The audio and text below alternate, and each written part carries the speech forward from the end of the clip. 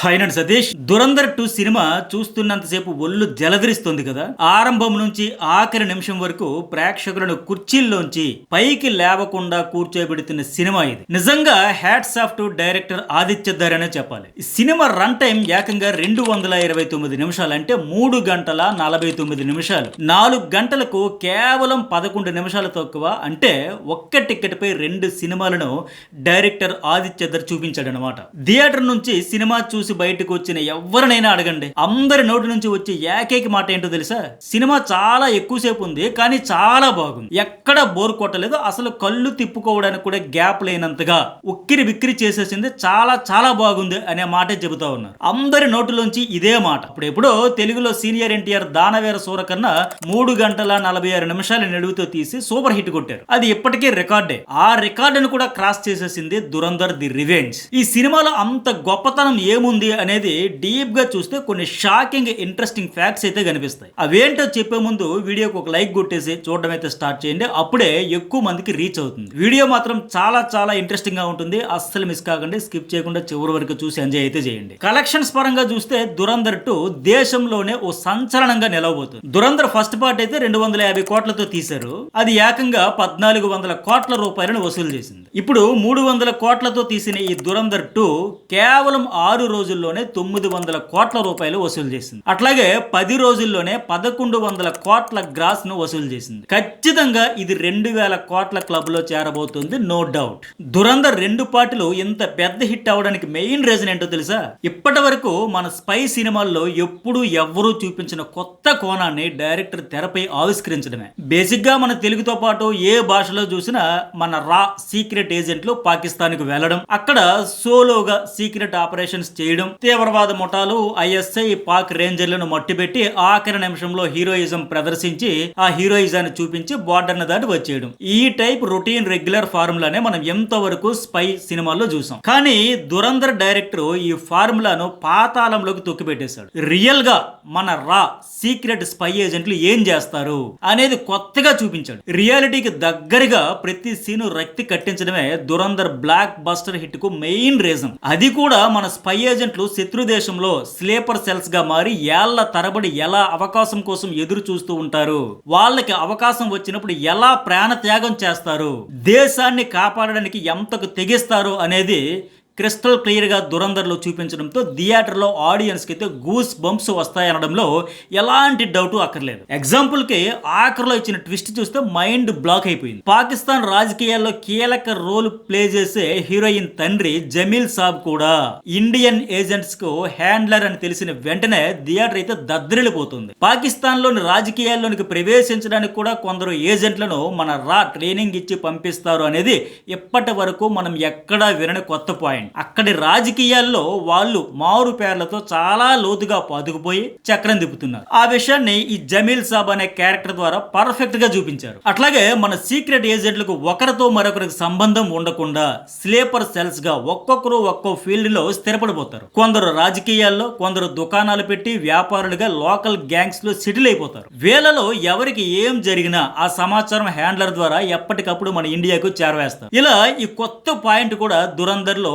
అద్భుతంగా చూపించాడు డైరెక్టర్. వాస్తవానికి దురంధర్ హిట్ ఫార్ములకు 100 కారణాలు ఉంటే వాటిలో మరో హైలైట్ ఏంటంటే పాకిస్తాన్ లో లోకల్ గ్యాంగ్స్ వాళ్ళ మధ్య వారు ఎలా ఉంటుంది, బలోచిస్తాన్ కోసం పోరాడే బలోచులు వాళ్ళని అంతం చేసేందుకు పాకిస్తాన్ లోని మిగతా ముజాహిదీన్లు పఠాన్ల మధ్య ఆధిపత్యం కోసం జరిగే పోరాటాలను కూడా చాలా అద్భుతంగా, చాలా రియలిస్టిక్ గా ఈ డైరెక్టర్ అయితే చూపించాడు. మన regular routine commercial hit formula చిత్రాల్లో ఎప్పుడు ఇలాంటి సీన్లను మనం చూసింది లేదు. మన హీరో వెళ్ళడం, అక్కడ విలన్ గ్యాంగ్లతో ఫైట్ చేసేసి సోలో ఫైటింగ్ తో వాళ్ళని చంపేయడం వరకు మనకు తెలుసు. బట్ అక్కడి లోకల్ గ్యాంగ్స్ ఎలా ఉంటాయి, వాటిని ఎవరు నడుపుతుంటారు, ఎట్లా నడుపుతుంటారు, వాటిలోనూ మన స్పై ఏజెంట్లు మారు పేర్లతో చేరిపోయి కీలకమైన స్థానాలకు చేరుకోవడం, వాళ్ళలో ఒకరిగా ఉంటూ ఆ గ్యాంగ్ల తలరాతను రాయడం, ఇలాంటి సీన్స్ అన్ని కూడా ఆడియన్స్ కి అయితే పిచ్చ పిచ్చగా నచ్చేసాయి. ఇక్కడ కాన్సెప్ట్ ఒకటే, మన ఏజెంట్ తన సొంత గ్యాంగ్ లో వాళ్ళను మట్టుబెట్టించిన, ప్రత్యర్థి ముఠాలను వీళ్ళ చేత అంతం చేయించిన, ఫైనల్ గా వాళ్ళంతా మన దేశానికి శత్రువులే.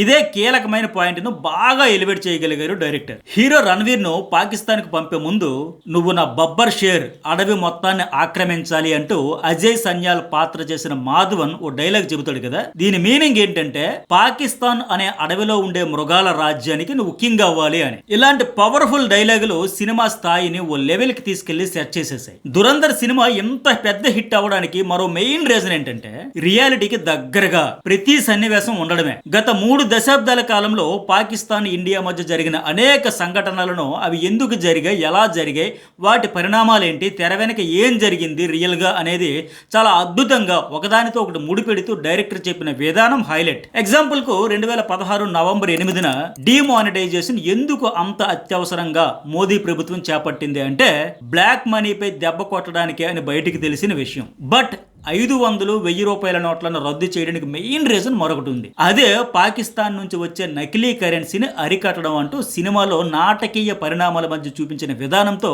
థియేటర్లలో చప్పట్ల మోత మోగిపోతుంది. ఉత్తరప్రదేశ్ ఎన్నికల కోసం ఏకంగా 11,000 కోట్ల రూపాయల నకిలీ నోట్లను ముద్రించి పాకిస్తాన్ నుంచి పంపించడం, మరో 60,000 కోట్ల రూపాయల నకిలీ నోట్లు రెడీగా ఇండియాకు వచ్చేందుకు ఉన్నాయనే ఇంటెల్ ఇన్ఫర్మేషన్ ఆధారంగా అత్యవసరంగా డిమానిటైజేషన్ ప్రకటించారనేది రియాలిటీకి దగ్గరగా ఉంది. ఎందుకంటే పాకిస్తాన్లో ఇండియన్ కరెన్సీ ప్రింటింగ్ యూనిట్లు ఉన్నాయనేది అనేక సార్లు బయటపడిన బహిరంగ రహస్యమే. ఇది కంప్లీట్లీ ఓపెన్ సీక్రెట్. రియాలిటీకి దగ్గరగా ఉన్న మరో ఎగ్జాంపుల్ ఏంటంటే కసబ్ గ్యాంగ్. మన దేశంలోనికి సముద్రం ద్వారా ఎంట్రీ ఇచ్చి సాగించిన నరమేధం.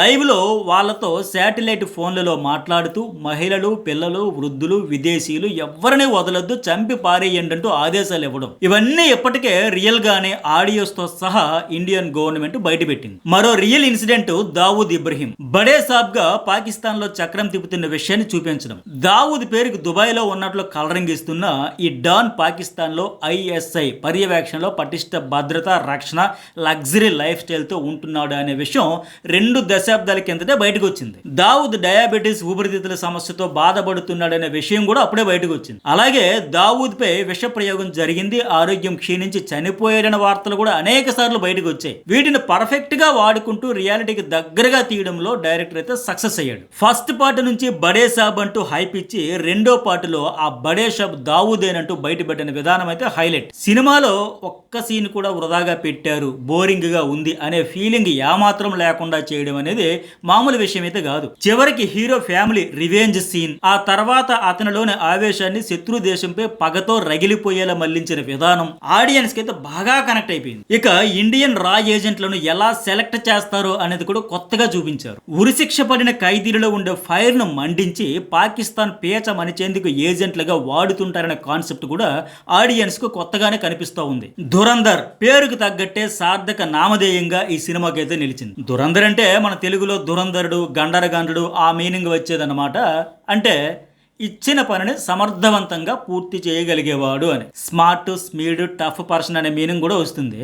ఆ పేరుకు తగ్గట్టే హీరో పాత్రను మలిచిన విధానం సినిమా విజయానికి మెయిన్ రీజన్. ఇక పాకిస్తాన్ కి చెందిన అతీఫ్ బాయ్ ఇట్లాంటి వాళ్ళు మన దగ్గర కూడా గ్యాంగ్స్టర్లుగా చలామణి అయి దేశంలో అలజడి సృష్టించడానికి ఎలా ప్రయత్నం చేస్తారు అనేది కూడా పర్ఫెక్ట్ గా చూపించారు. ఈ అతీఫ్ బాయ్ క్యారెక్టర్ రియల్ గానే ఉత్తరప్రదేశ్ లో ఉండేది. యోగి సీఎం అయ్యాక ఎన్కౌంటర్ లో మట్టి పెట్టేశారు. అతీఫ్ బాయ్ ను లేపేయడానికి ప్రధాన కారణం ఏంటనేది సినిమాలో పర్ఫెక్ట్ గా ఫేక్ కరెన్సీ, డ్రగ్స్ దందాకు ముడిపెట్టి రియాలిటీకి దగ్గరగా చూపించారు. సినిమాలో మెయిన్ పిల్లర్స్ లాంటి హైలైట్ క్యారెక్టర్స్ 6 ఉన్నాయి. ఇవన్నీ రియల్ గా ఉన్న క్యారెక్టర్సే. ఫస్ట్ హంజా పాత్రకు తగ్గట్టే ఓ బీస్ట్ లా తన పని తాను చేసుకుపోయే క్యారెక్టర్ లో రణవీర్ అయితే ఒదిగిపోయాడు. ఈ క్యారెక్టర్ రియల్ లైఫ్ లో మేజర్ మోహిత్ శర్మ నుంచి ఇన్స్పైర్ అయి తీశారు. ఇండియాలోనే మోస్ట్ డేరింగ్ స్పైగా కోవర్ట్ ఆపరేషన్లలో ఆరితేరిన మేజర్ మోహిత్ శర్మ దేశం కోసం పోరాడుతూ తన 31 ఏళ్ల వయసులో చనిపోయాడు. అశోక్ చక్ర పురస్కారాన్ని భారత ప్రభుత్వం ఇచ్చి ఇతని సేవలను అయితే గౌరవించింది, గుర్తించింది. ఇక రెండో క్యారెక్టర్ మాధవన్. ఇది మరో నటుడు ఎవ్వరూ ఇంత పరిపక్వతతో చేయలేరు అన్నట్టుగా మాధవన్ రక్తి కట్టించారు. మొదటి పాటలో ఎయిర్లైన్స్ హైజాక్ దగ్గర నుంచి ఆరంభించి హంజాను పంపించడం, అక్కడ ఒక్కొక్క మిలిటెంట్ ను న్యూట్రలైజ్ చేసుకుంటూ వెళుతుండగా మాధవన్ ముఖంలోని హావభావాలు నిజంగా సినిమాకే హైలైట్. ఇక మూడో క్యారెక్టర్ హీరోయిన్ తండ్రి, politician, Indian agent handler Jameel saab. ఈ పాత్ర ఫక్తు రాజకీయ నాయకుడిగా ప్రతి సన్నివేశంలో మెచ్యూర్డ్ గా నటించిన తీరు అద్భుతం. అసలు సినిమా పూర్తయ్యేంత వరకు ఇతను కూడా ఇండియన్ స్పై అనే విషయం కనిపెట్టడం అసాధ్యం. 4వ క్యారెక్టర్ అర్జున్ రాంపాల్. పాకిస్తాన్ కి చెందిన మేజర్ ఇక్బాల్ క్యారెక్టర్ ను పోలిన విధంగా ఈ పాత్ర అయితే ఉంటుంది. ఐఎస్ఐ వార్ హెడ్ గా ఉంటూ అర్జున్ రాంపాల్ తన క్యారెక్టర్ లో ఒదిగిపోయాడు. 5వ క్యారెక్టర్ సంజయ్ దత్ పోషించిన ఎస్పీ చౌదరి అస్లాం. ఈ క్యారెక్టర్ పాకిస్తాన్ లో రియల్ గానే టఫెస్ట్ కాప్ గా పేరుగాంచిన real police officer SP Chaudhary Aslam. ఆ పేరుతోనే సేమ్ రియల్ కాప్ ను పోలినట్టుగా ఉండే సంజయ్ దత్ ని ఎంపిక చేసి నిజంగానే సినిమాలో ఆ జిన్ మాదిరిగా తన పగ సాధించడానికి పావులు కదుపుతూ వెళ్లిన విధానం ఆడియన్స్ కి అయితే బాగా కనెక్ట్ అయింది. ఇక ఫైనల్ గా 6వ క్యారెక్టర్ ఫస్ట్ పార్ట్ లో ఉన్న అక్షయ్ ఖన్నా పోషించిన రెహమాన్ డకాయిత్ బలోచ్ పాత్ర. ఈ పాత్రకు 100% అక్షయ్ ఖన్నా న్యాయం చేశాడు. కుష్ఫహాక్ష సాంగ్ కు అక్షయ్ వేసిన ఆ 2 స్టెప్లు వరల్డ్ ఫేమస్ అయిపోయాయి. పాకిస్తాన్ లో ఉండే అంతర్గత పాలిటిక్స్, గ్యాంగులు, ఐఎస్ఐ తీవ్రవాద సంస్థల కార్యకలాపాలను కొత్త కోణంలో మొత్తానికి దురందర్లు చూపించారు.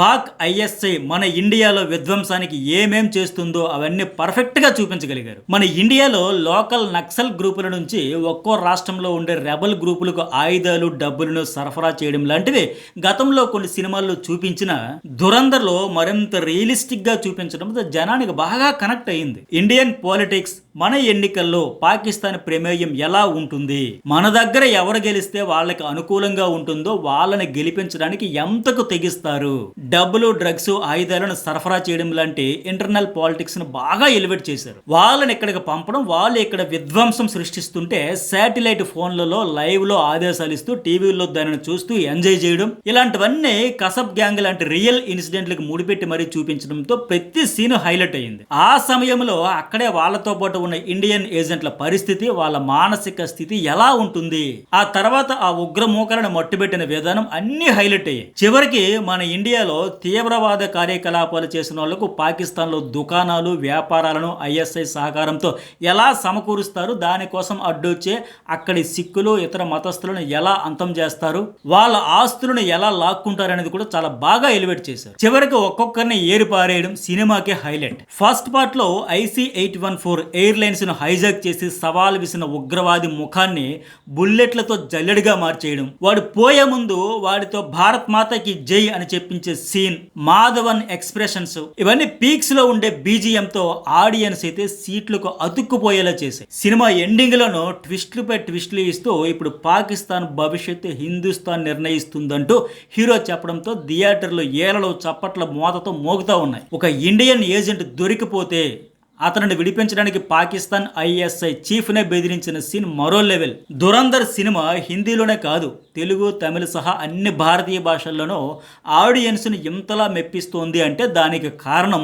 ఇలా ప్రతి సీన్ను మరో సీన్తో పోటీ పడేలా రియాలిటీకి అత్యంత దగ్గరగా, అత్యంత అద్భుతంగా పగడ్బందీగా స్క్రీన్ పై రాసుకొని తీయడం వల్లే. ఇప్పటి వరకు ఇండియన్ సినిమాల్లో అమీర్ ఖాన్ నటించిన దంగల్ మాత్రమే 2000 కోట్ల మార్కును దాటింది. 2070 కోట్లను వసూలు చేసింది. ఆ తర్వాత స్థానంలో బాహుబలి 2, పుష్ప 2 సినిమాలు 1800 కోట్ల వరకు వసూలు చేసి 2-3 స్థానాల్లో ఉన్నాయి. ఇక సినిమా డైరెక్టర్ ఆదిత్య ధర్ గురించి ప్రత్యేకంగా చెప్పాలి మనం. ఓ కశ్మీరీ పండిట్ కుటుంబానికి చెందిన వ్యక్తి కాబట్టి అతనికి పాకిస్తాన్ ప్రేరేపిత ఉగ్రవాద సంస్థలు ఎంత దారుణంగా ఉంటాయో బాగా తెలుసు. కశ్మీరీ లోయలో ఉండే హిందువులైన ఈ కశ్మీరీ పండిట్లను పాక్ ప్రేరేపిత ఉగ్రముఖుల చిత్రహింసలకు గురిచేసి సామూహికంగా హత్యలు చేస్తూ, దోపిడీలు చేస్తూ వాళ్ళ ఇల్లు, ఆస్తులు, మాన ప్రాణాలను హరించారు.